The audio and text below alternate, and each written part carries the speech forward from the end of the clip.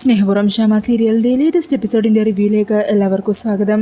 അങ്ങനെ ഗൗതം വരുണിനോടും രാധികയോടും സൂര്യയോടും ഒക്കെ പറയണേ, എന്നെ നിങ്ങൾ അവിടെ നിന്ന് ഇറക്കി വിട്ടതല്ലേ, അപ്പോൾ പിന്നെ ആ അടി തിരിച്ചു തരാതെ ഞങ്ങൾ എങ്ങനെയാണ് പോകുക? അതുകൊണ്ട് ഇന്ന് വന്ന് നിങ്ങളെ കണ്ട് ആ തല്ലും കൂടി തിരിച്ചു തന്നിട്ടേ ഞങ്ങൾ പോകുന്നുള്ളൂ. അങ്ങനെ പറഞ്ഞ് ഗൗതം പിന്നിലേക്ക് തിരിയുവാണ്. ഈ സമയം ഒരു വണ്ടി നിറയെ ഗൗതം അയച്ച ഗുണ്ടകൾ അവിടെ എത്തുന്നുണ്ട് കേട്ടോ. അങ്ങനെ അവർ വരുണിൻ്റെ രാധികയുടെ അരികിലെത്തുവാ. അന്നേരം രാധിക പറയുന്നുണ്ട്, ഗൗതം നിനക്ക് തല്ലി കിട്ടിയിട്ടുണ്ടെങ്കിൽ അത് നിന്റെ കയ്യിലിരിപ്പിൻ്റെയാ, നിർത്തടി. ഇവന്മാർക്ക് രണ്ടുപേരെയും ഈ തെരുവിലിട്ട് പട്ടികളെ തല്ലുന്നത് പോലെ തല്ലി ചതക്കാനാണ് ഞാൻ പോകുന്നത്, നീ കണ്ടോ, അടിച്ചൊതുക്കടയവന്മാരെ. അങ്ങനെ പറഞ്ഞ് ആ ഗുണ്ടകളെയൊക്കെ വരുണിൻ്റെയും സൂര്യയുടെ അരികിലേക്ക് അയക്കുവാണ്. എന്നാൽ വരുണും സൂര്യമാണെങ്കിൽ അവർ തല്ലി ഒതുക്കുവാണ്ടോ. വരുണും സൂര്യയും ചേർന്ന് വന്ന എല്ലാ ഗുണ്ടകളെയും അടിച്ചൊതുക്കുന്നുണ്ട്. ഈ സമയം ഗൗതം തന്നെ നേരിട്ട് ഇറങ്ങുവാണ്. അങ്ങനെ സൂര്യയുടെ കയ്യിൽ നിന്ന് ഗൗതം കുറേ വാങ്ങിച്ച് കൂട്ടുന്നുണ്ട് കേട്ടോ. അങ്ങനെ വീണ്ടും ഗൗതം സൂര്യയുടെ അരികിലേക്ക് പാഞ്ഞു പോകുമ്പോൾ രാധിക തൻ്റെ ഷോൾ എടുത്ത് ഗൗതത്തിൻ്റെ കൈ ലോക്ക് ചെയ്ത് ബാക്കിലൂടെ ഗൗതത്തിൻ്റെ കഴുത്തിൽ ഷോൾ കൊണ്ടിങ്ങനെ വലിച്ചു മുറുക്കുവാണ്. ഈ സമയം ഇതെല്ലാം കണ്ട് നോക്കുകൂത്തിയെ പോലെ ആകെ നാണം കെട്ട് നിൽക്കുവാണ്ടോ ചന്ദ്രശേഖരൻ. അന്നേരം രാധികയുടെ കഴുത്തിലാണെങ്കിൽ ഗൗതം അപ്പുറത്ത് ഫ്രീ ആയിട്ടുള്ള കൈ കൊണ്ട് കൊങ്ങൊക്കെ ഏറി ഞെക്കി പിടിക്കുന്നുണ്ട്. ഈ സമയം അതുകൊണ്ട് അങ്ങോട്ടേക്ക് വരുന്ന വരുണാണെങ്കിൽ ഗൗതത്തിൻ്റെ കൈ തിരിച്ചു പിടിച്ച് ഒടിച്ചു കളയുവാണ്. എന്നിട്ട് ചവിട്ടിക്കൂട്ടി ഗൗതത്തിനും കൂട്ടർക്കും നല്ലതുപോലെ കൊടുക്കുവാണ് കേട്ടോ. ഈ സമയം വരുണാണെങ്കിൽ നേരെ ചന്ദ്രശേഖരനിട്ട് ഒന്ന് പൊട്ടിക്കാനായിട്ട് ചന്ദ്രശേഖരൻ്റെ അരികിലേക്ക് പോകുമായിരിക്കും. എന്നാൽ സൂര്യ തടയണേനും. ഈ സമയം വരുൺ പറയുന്നുണ്ട്, അതെ നിങ്ങൾക്കിപ്പോൾ മനസ്സിലായില്ലേ, ഞങ്ങളെ വീട്ടിൽ നിന്ന് ഇറക്കി വിട്ടെങ്കിലും കണിമംഗലത്തെ പരമേശ്വരൻ്റെ മക്കൾ വേരി ഒന്നും ചോർന്നു പോയിട്ടില്ലെന്ന്. മര്യാദക്ക് നിങ്ങളുടെ പുന്നാര മോനെ വിളിച്ചുകൊണ്ട് പോകാൻ നോക്ക്, അല്ലെങ്കിലുണ്ടല്ലോ ഇനി ഇവനെൻ്റെ കയ്യിൽ നിന്ന് വാങ്ങും. അങ്ങനെ ചന്ദ്രശേഖരനും ഗൗതവും കൂടി ആകെ നാണം കെട്ട് അവിടെ നിന്ന് പോകാൻ നിൽക്കുമായിരിക്കും. ഈ സമയം രാധിക പറയണേ, അതെ ഒന്ന് നിന്നേ എന്നും പറഞ്ഞ് അവരുടെ അരികിലേക്ക് ചെല്ലുവാ. എന്നിട്ട് പറയണേ, അതെ നിങ്ങളെ ഞാൻ ചെറിയച്ചാന്നാണ് വിളിച്ചിട്ടുള്ളത്. നിങ്ങളും നിങ്ങളുടെ ഭാര്യയും ചേർന്ന് എന്നെ ഒരുപാട് ദ്രോഹിച്ചിട്ടുണ്ട്. പക്ഷേ അപ്പോഴൊന്നും എനിക്ക് നിങ്ങളോട് ദേഷ്യം തോന്നിയിട്ടില്ല. പക്ഷേ ഇവരുണ്ടല്ലോ നിങ്ങളുടെ പുന്നാര മോൻ വരുണ്യം ഏട്ടനെ തല്ലാനായിട്ട് ആളെയും കൂട്ടി വന്നല്ലോ, അതിലെനിക്ക് നിങ്ങളോട് ദേഷ്യമുണ്ട് എന്നും പറഞ്ഞിട്ട് ഗൗതത്തിൻ്റെ കാരണത്തിട്ടൊന്ന് പൊട്ടിക്കുക. ഇതേ നിങ്ങൾ പ്രായത്തിൽ മൂത്ത ആളായിപ്പോയി, അതുകൊണ്ട് നിങ്ങൾ എനിക്ക് കൈ വാങ്ങി തല്ലാൻ പറ്റിയില്ല. അതുകൊണ്ടാണ് നിങ്ങൾക്കുള്ളതല്ല നിങ്ങളുടെ മോന് കൊടുത്തത്. അവർ പറഞ്ഞത് കേട്ടല്ലോ, അവരെ കണിമംഗലത്തിലെ പരമേശ്വരൻ്റെ മക്കളാണ്. നഷ്ടപ്പെട്ടു പോയതെല്ലാം അവർ തിരിച്ചു പിടിച്ചിരിക്കും. ഞാനവിടെ നിന്ന് ഇറങ്ങിയപ്പോൾ പറഞ്ഞത് തന്നെയാണ് ഇപ്പോഴും എനിക്ക് പറയാനുള്ളത്. അധികം വൈകാതെ തന്നെ കണിമംഗലം വീടും കണിമംഗലം ബിസിനസ്സും എല്ലാം ഞങ്ങൾ തിരികെ പിടിച്ചിരിക്കും. എന്നിട്ട് അങ്ങോട്ട് വന്നിരിക്കും. ഞങ്ങളങ്ങനെ എന്നേക്കുമായിട്ട് തോൽപ്പിച്ച് കളയാണെന്ന് അച്ഛനും മോനും വിചാരിക്കണ്ട, പൊക്കോ. അങ്ങനെ ഒന്നും മിണ്ടാനാവാതെ തലയും തഴുത്തി രണ്ടുപേരും കയറി പോകുവാണ്. ഈ സമയം വരുൺ രാധികയെ ചേർത്ത് പിടിച്ചിട്ട് പറയണേ, എന്നാണെങ്കിലും തൻ്റെ ആ ഡയലോഗ് എനിക്ക് ഇഷ്ടപ്പെട്ടു, അത് കലക്കി മോളെ എന്ന് സൂര്യൻ പറയുന്നുണ്ട് കേട്ടോ. ഈ സമയം വരുൺ പറയണേ, ഏട്ടാ എന്നാണെങ്കിലും ഒരു കാര്യം ഉറപ്പായി, അവർ നമ്മുടെ പിന്നാലെ തന്നെയുണ്ട്. പല വേഷങ്ങൾ അവർ നമ്മളെ ഫോളോ ചെയ്തുകൊണ്ടിരിക്കുവാണ്. നമ്മളെ ഒരു കാരണവശാലും ജീവിക്കാൻ സമ്മതിക്കില്ല എന്ന് തീരുമാനിച്ചിരിക്കും അവർ. കൂടുതൽ സൂക്ഷിച്ചേ പറ്റുള്ളൂ. പിന്നീട് കാണിക്കുന്നത് ആറ്റുവാശ്ശേരിയാണ്. അവിടെ ഹോളിലും മറ്റും ദേവനെ കാണാതെ യശോദ റൂമിലൊക്കെ ചെന്ന് നോക്കുവാണ് കേട്ടോ. ഈ സമയത്തായിരിക്കും പൂജാമുറിയിൽ ഭഗവാന്റെ മുമ്പിൽ കരഞ്ഞാൽ പ്രാർത്ഥിച്ചുകൊണ്ട് നിൽക്കുന്ന ദേവനെ കാണുന്നത്. എൻ്റെ ഭഗവാനെ, എന്തിനാ നീ എൻ്റെ രാധിക മോളിങ്ങനെ പരീക്ഷിക്കുന്നത്? കുഞ്ഞുനാൾ മുതൽ നിന്റെ നാമം വിളിച്ച് ഭക്തിയോടുകൂടി നടന്നിരുന്നതല്ലേ എൻ്റെ കുട്ടി? എന്ത് തെറ്റവൾ ചെയ്തത്? എന്ന് നിന്നെ പൂജിക്കുന്നതോ അതോ നന്മയുടെ പാതയിൽ നടന്നതോ? എന്തിനാ എൻ്റെ മോളുടെ ജീവിതത്തിൽ ഇങ്ങനെ പരീക്ഷണങ്ങൾ കൊടുത്തുകൊണ്ടിരിക്കുന്നത്? സമാധാനത്തോടുള്ള ഒരു ദിവസം പോലും എൻ്റെ കുട്ടിയുടെ ജീവിതത്തിലില്ലല്ലോ. ഇടയ്ക്കെപ്പോഴും നീ ഒരു പച്ചപ്പ് കാണിക്കും, അതിൻ്റെ അരികിലേക്ക് എൻ്റെ കുഞ്ഞ് ഓടിയെത്തുമ്പോഴേക്കും അതിനെ കരയിച്ചില്ലാതാക്കി കളയില്ലേ? ഇപ്പതാ എൻ്റെ മോള് തെരുവിലായിരിക്കുക. ഇതൊക്കെ കണ്ട് ഞാൻ എങ്ങനെയാണ് സഹിച്ചു നിൽക്കുക? എനിക്കിതിൽ പരാതിയുണ്ട്. എൻ്റെ മോളുടെ ഈ സങ്കടമൊക്കെ എന്നാ തീരുന്നത് എന്നും പറഞ്ഞ് കരഞ്ഞുകൊണ്ട് നിൽക്കുവാണ്. അന്നേരം യശോദ ദേവനെ ആശ്വസിപ്പിക്കുക. എന്താ ദേവേട്ട ഇത്? എടോ യശോദേ, ഞാൻ പിന്നെ ഈ ഭഗവാനോടല്ലാതെ വേറെ ആരോടാ എൻ്റെ ഈ പരാതിയൊക്കെ ഒന്ന് പറയുന്നത്? ദേവേട്ടൻ വന്നേ, ഇങ്ങ് വാ, ഇതാ ഈ വെള്ളം കുറച്ച് കുടിക്കും. വേണ്ട യശോദേ, ഒന്നും ഇറങ്ങില്ല. മോളുടെ അവസ്ഥ എന്തായിന്ന് ഒരു പിടിയില്ലല്ലോ. അവളിപ്പോൾ എവിടെയാ, എന്താ അവളുടെ സാഹചര്യം എന്നൊന്നും അറിയാതെ മനസ്സിനൊരു സമാധാനമില്ല. ഒരു കാര്യം ചെയ്യ്, ഞാൻ വിളിച്ച് ചോദിക്കാം. അങ്ങനെ പറഞ്ഞ് യശോദ ഫോൺ എടുത്ത് രാധികയുടെ ഫോണിലേക്ക് വിളിക്കുക. അന്നേരം യശോദ പറയണേ, മോള് ഫോൺ എടുക്കുന്നില്ല, സ്വിച്ച് ഓഫാ. അവർ ഓഫ് ചെയ്ത് വെച്ചതായിരിക്കും, അല്ലെങ്കിൽ തന്നെ ഫോൺ എടുത്തിട്ട് എന്ത് പറയാനാ? മോൾ ഫോൺ എടുത്തിരുന്നെങ്കിൽ അവളെ വിളിച്ചിട്ട് ഇങ്ങോട്ട് വരാൻ പറയായിരുന്നു. കണിമംഗലത്ത് നിന്നല്ലേ അവരിറക്കി വിട്ടത്, ഇവിടെ അവർക്ക് താമസിക്കാൻ ഒരു കുഴപ്പമില്ലല്ലോ. അങ്ങനെയൊക്കെ പറഞ്ഞ് അവർ സങ്കടത്തോടെ ഇരിക്കുവാണ്. പിന്നീട് കാണിക്കുന്നത് കണിമംഗലം ഉണ്ടോ, അവിടെ മുത്തശ്ശിയും പത്മിനിയും കൂടി റൂമിൽ സങ്കടപ്പെട്ടിരിക്കുക. എന്നാലും വരുണിൻ്റെ അധികം അവരെങ്ങോട്ടായിരിക്കും പോയിട്ടുണ്ടാവുക? പത്മിനി വരണാകെ തകർന്ന മട്ടില്ല. അവനിത് ഒട്ടും പ്രതീക്ഷിച്ചില്ലല്ലോ. പക്ഷേ രാധിക മോള് നല്ല കോൺഫിഡൻസിലാണ്. അവൾ ഇറങ്ങാൻ നേരത്ത് പറഞ്ഞ വാക്കുകൾ കേട്ടില്ലേ, അത് ശരിക്കും എന്നെ അമ്പരപ്പിച്ച് കളഞ്ഞു. എന്താണെങ്കിലും രാധിക മോള് കൂടെയുള്ളപ്പോൾ വരണം അവൾ ധൈര്യം കൊടുത്തോളും. നമ്മുടെ മക്കൾ പറഞ്ഞതുപോലെ തന്നെ വാക്ക് പാലിച്ചിരിക്കും. എല്ലാം തിരിച്ചു പിടിച്ച് അവർ തിരികെ വരും പത്മിനി. ആ ഒരു വിശ്വാസം എനിക്കുണ്ട്.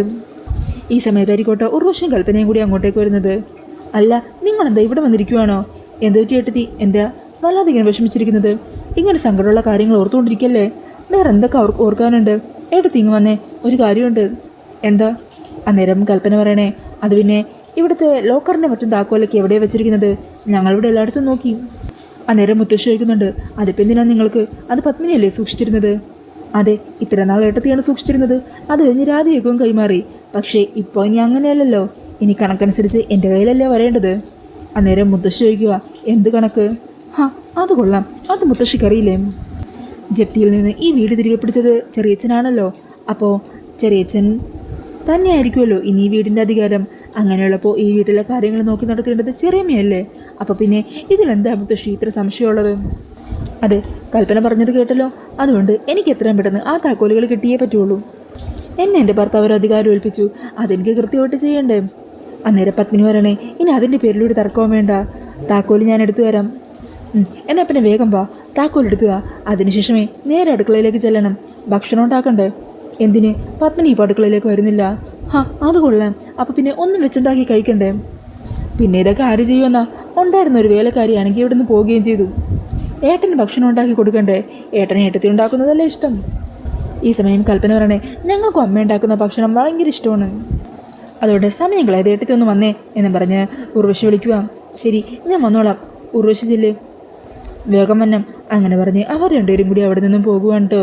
ഈ സമയം മുത്തശ്ശി പറയണേ, അവർ പകരം വീട്ടാൻ ഉറച്ചു തന്നെയാണല്ലോ പത്മിനി. അതെ, എന്താണെങ്കിലും നമുക്കനുസരിച്ചല്ലേ പറ്റുള്ളൂ. ഇതെല്ലാം സഹിക്കാം.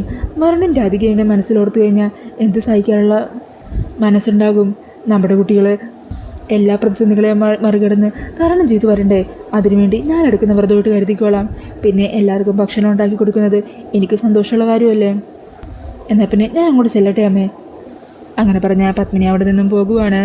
പിന്നീട് കാണിക്കുന്നത് വരുണൻ രാധികയും സൂര്യയും കൂടി ഇനി എന്ത് ചെയ്യും എന്നുള്ള കാര്യം ആലോചിച്ചിരിക്കുന്നതാണ് കേട്ടോ. ഈ സമയം വരുൺ പറയുന്നുണ്ട്, എന്നാലും തൽക്കാലത്തേക്ക് പിടിച്ചു നിൽക്കാനുള്ള ഏക ആശ്രയമായിരുന്നു ആ മാല അവർ കൊണ്ടുപോയി. പോലീസുകാരുടെ അന്വേഷണമൊക്കെ കണക്കായിരിക്കും, അത് നമുക്കറിയാവുന്ന കാര്യമാണല്ലോ ഏട്ടാ. അത് ശരിയാ വരുണേ നീ പറഞ്ഞത്. എന്താണെങ്കിലും നമുക്ക് മുമ്പിൽ മറ്റെന്തെങ്കിലും വഴി തെളിയാതിരിക്കില്ല. ഈ ഒരു സമയത്തായിരിക്കോട്ടോ വരുൺ പെട്ടെന്നൊരു കാര്യം ആലോചിക്കുന്നത്. ഏട്ടാ ഒരു മിനിറ്റ്, ഞാൻ എൻ്റെ ഒരു ഫ്രണ്ടിനെ ഒന്ന് വിളിക്കട്ടെ. അങ്ങനെ പറഞ്ഞ് ഒരു ഫ്രണ്ടിനെ ഫോണിൽ വിളിക്കുവാണ്. അങ്ങനെ വരുണിൻ്റെ കോൾ കാണുന്നത് ഫ്രണ്ട് ഒത്തിരി സന്തോഷത്തോടെ എടുക്കുക. ഇതാരും വരണോ? എത്ര നാളായിട്ടാണ് നിന്നോട് സംസാരിച്ചിട്ട്? അന്നേരം വരുൺ പറയണേ, അതെ ഞാനിവിടെ ചെറിയൊരു പ്രശ്നത്തിലാണ്, എനിക്ക് നിൻ്റെ ഒരു സഹായം വേണം. അങ്ങനെ നടന്ന കാര്യങ്ങളെല്ലാം വരുൺ ഫ്രണ്ടിനോട് പറയുവാണ് കേട്ടോ. ഈ സമയം ഫ്രണ്ട് കാർ ഡ്രൈവ് ചെയ്തുകൊണ്ടിരിക്കുമായിരിക്കുമല്ലോ, അയാളുടെ വൈഫും കൂടെ ഉണ്ടാകും. അപ്പോൾ ഫോണിൽ സ്പീക്കറിലിട്ടിട്ടാണ് അവർ സംസാരിക്കുന്നത്. അങ്ങനെ സംസാരിക്കുന്നതെല്ലാം അയാളുടെ വൈഫും കേൾക്കുന്നുണ്ട്. അതെല്ലാം കേട്ട് തേജസ് ഷോക്കാകുക. എന്തൊക്കെയാണ് വരുൺ ഞാൻ ഈ കേൾക്കുന്നത്? നീ എന്നെ ഒരുപാട് സഹായിച്ചിട്ടുള്ളതാ. പല സന്ദർഭങ്ങളിലും നിൻ്റെ സഹായം ഉള്ളതുകൊണ്ടാണ് ഞാൻ പിടിച്ചിരുന്നത്. നിനക്ക് വേണ്ടി ഞാൻ എന്താ ചെയ്യേണ്ടത്? നീ പറ. ഞാൻ പറയാടാ, ആദ്യം എനിക്ക് നിന്നെ നേരിലൊന്ന് കാണണം. അതിനെന്താ, നീ ഉള്ള സ്ഥലം ലൊക്കേഷൻ എനിക്ക് അയക്ക്, ഞാൻ അങ്ങോട്ടേക്ക് വരാം. ശരിയടാ, ഞാൻ ഇപ്പം തന്നെ വരാം എന്ന് പറഞ്ഞ് ഫോൺ കട്ട് ചെയ്യുക. എന്നിട്ട് പറയുന്നു രാധികയുടെയും സൂര്യൻ്റെ അരികിലേക്ക് ചെല്ലുക. അതെ, ഞാനിപ്പോൾ എൻ്റെ ഒരു ഫ്രണ്ടിനെ വിളിച്ചത്. ഏടെന്നറിയില്ലേ തേജസിന്? അവൻ ഇങ്ങോട്ട് വരാമെന്ന് പറഞ്ഞിട്ടുണ്ട്. പണ്ട് ഞാൻ ഒരുപാട് സഹായിച്ചതാ. അവനെന്താണെങ്കിലും നമ്മളെ സഹായിക്കും. അത് നന്നായി വരുൺ. എന്താണെങ്കിലും സത്യം പറഞ്ഞാൽ ഇതുപോലുള്ള സന്ദർഭങ്ങളിൽ ഈ സൗഹൃദത്തിൻ്റെയൊക്കെ വില മനസ്സിലാവുന്നത്. അങ്ങനെയൊക്കെ പറഞ്ഞ് അവിടെ ഇരിക്കുന്ന സീനൊക്കെ കാണിച്ചുകൊണ്ടാണ് എപ്പിസോഡ് തീരുന്നത്. പിന്നീട് നാളത്തെ എപ്പിസോഡിൻ്റെ പ്രൊമോയിൽ കാണിക്കുന്നത് അടുക്കളയിൽ ഭക്ഷണമൊക്കെ ഉണ്ടാക്കിക്കൊണ്ടിരിക്കുന്ന പത്മിനിയെയാണ്. ഈ സമയം കൽപ്പന മുർവശി അങ്ങോട്ടേക്ക് എത്തുക. അയ്യേ, എന്താ ഏട്ടത്തി, ഇതൊക്കെയാണോ ഉണ്ടാക്കിയത്? എപ്പോഴും ഇതൊക്കെ തന്നെയല്ലേ കഴിക്കുന്നത്? എനിക്കിതൊക്കെ ഉണ്ടാക്കിയ ശീലം. ആയിക്കോട്ടെ, നിങ്ങൾക്കിതൊക്കെ ഇഷ്ടമാണെങ്കിൽ ഉണ്ടാക്കിക്കോ.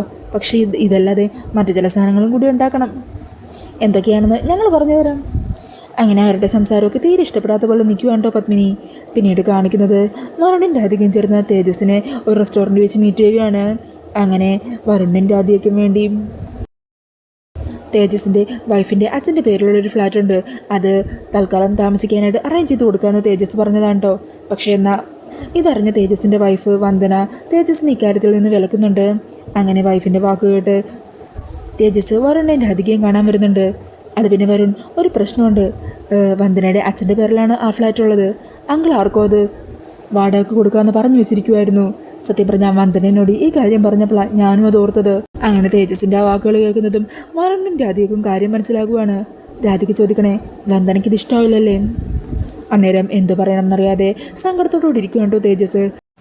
പിന്നീട് രാത്രി നേരം കുറേ ഇരട്ടിയിട്ടും പോകാനൊരു സ്ഥലമില്ലാതെ തെരുവിൽ തന്നെ ഒരു കല്ല് ബെഞ്ചുണ്ട്. ആ കല്ല് ബെഞ്ചിലിരിക്കുന്ന വരുണിനെയും രാധികനെയാണ് കേട്ടോ. അങ്ങനെ രാധിക അങ്ങനെ വരുണിൻ്റെ തോളിൽ ചാഞ്ഞ് കിടക്കുവാണ്. ഈ സമയം വരുണാണെങ്കിൽ ആകെ സങ്കടത്തിലും നിരാശത്തിലും എന്തു ചെയ്യും, ഈ രാത്രി എങ്ങോട്ട് രാധികയും കൊണ്ടുപോകും എന്നറിയാതിരിക്കുന്നുണ്ട്. ഇതേസമയം ദേവനാരായണ തിരുമേനിയാണെങ്കിൽ റോഡിലെല്ലാം അവരന്വേഷിച്ച് ഓരോ സ്ഥലങ്ങളിലായിട്ട് നടക്കുന്നുണ്ട് കേട്ടോ. അപ്പോൾ ഈ ഒരു സീനൊക്കെയാണ് പ്രൊമോയിൽ കാണിക്കുന്നത്. വീഡിയോ ഇഷ്ടമായിട്ടുണ്ടെങ്കിൽ മറക്കാതെ വീഡിയോ ഒന്ന് ലൈക്ക് ചെയ്യണേ. ഇതുപോലുള്ള കൂടുതൽ റിവ്യൂസിനായിട്ട് ഈ ചാനലൊന്ന് സബ്സ്ക്രൈബ് ചെയ്തും കൂടി സപ്പോർട്ട് ചെയ്യണേ. താങ്ക്